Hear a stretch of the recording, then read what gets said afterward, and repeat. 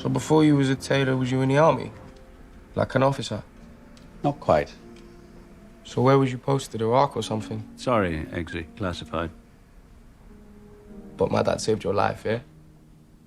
The day your father died, I missed something.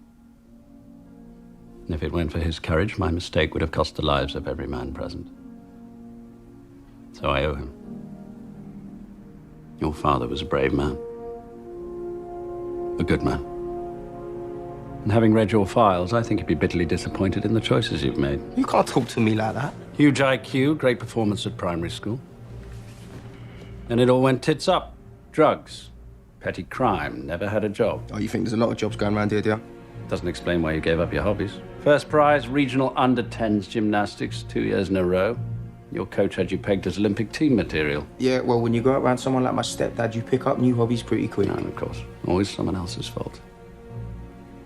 Who's to blame for you quitting the Marines? You're halfway through training, doing brilliantly, but you gave up. Because my mum went mental. Banging on about losing me as well as my dad.